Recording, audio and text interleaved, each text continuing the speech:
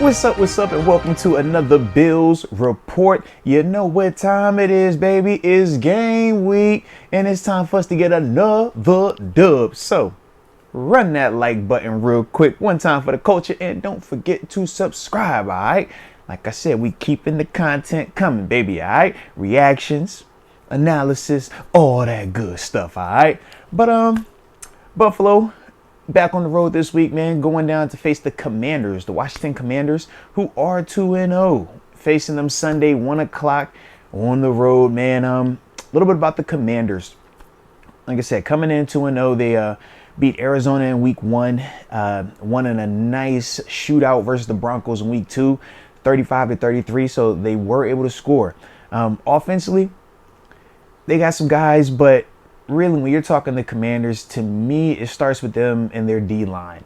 They got guys that went up front, high pedigree guys. Chase Young, we know who he is. When you talk to Ron Payne, when you talk Montez Sweat, those are the type of dudes they got up in that front, man. And yeah, they are productive. They are aggressive. They got really good size as well, man. And they typically win one-on-ones.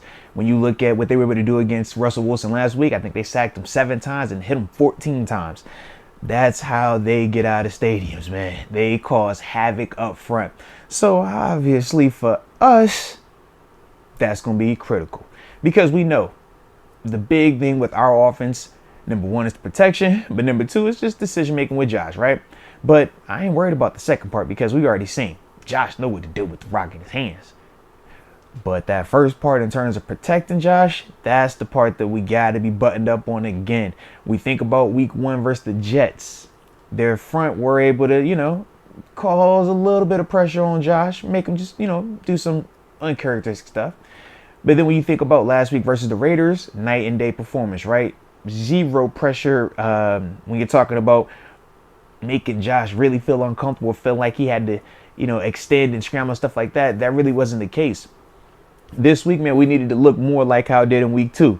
Keep Josh clean. If you give Josh time, he is going to carve up this secondary. They got some good players, some young players. Emmanuel Forbes, really good, talented guy, but young. Kendall Fuller, good veteran player. But as a whole, they can get, taking advantage of on that back end. I do like Jamin Davis, though. Shout out to him, man. Really good LB, man. I like what I'm seeing from him early on in his career. But then when you talk about some of the things that I feel like we're going to be able to really take advantage of and, where they're going to be struggling with us. Well, number 1, they ain't got nobody that's going to be able to guard Stephon Diggs, okay?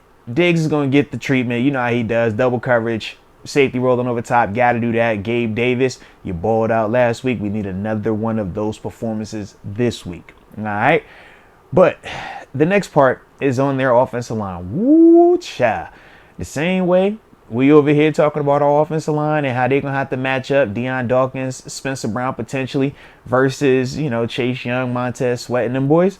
Oh, they got the similar convo on their side. Guys like Charles Leno, Andrew Wiley having to match up against Greg Russo, Leonard Floyd.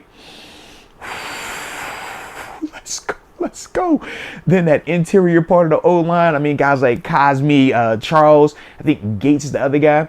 Ed Oliver, man, you saw he was playing last week. The get off, the aggressiveness, the active hands. I feel like that's where we control this game, man. We have to win in the trenches. Because on offense for them, man, Sam Howell's a good player when he has time. But just like all quarterbacks, man, when he is pressured, when he has to play fast, he will make a mistake. And that's the thing that we just got to capitalize on. He is making good decisions. He is just a heady player guy. I mean, kind of reminds me of what we used to have up here in Ryan Fitzpatrick, one of those like folk hero type quarterbacks, stuff like that. But, like I said, man, for us, we dominate up front. We make him have a long day. Brian Robinson, I love the story. He is running well, but we got to shut that down, period. And then Terry McLaurin. Scary Terry. We know what that is. Trey White and company, man. Y'all be buttoned up on the back end and we get up out of this thing, man. I feel good about it as well.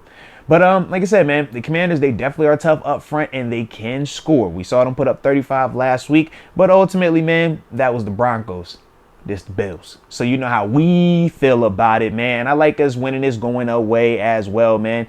Give me another 30-point performance. I got it at 31-20. Good guys. 31-20, the good guys. But you guys let me know how you feel about this thing, man. Drop it in the comment section. Who gets it done and how? Alright? But either way, you know I appreciate you for tuning in. And until next time, baby. Peace.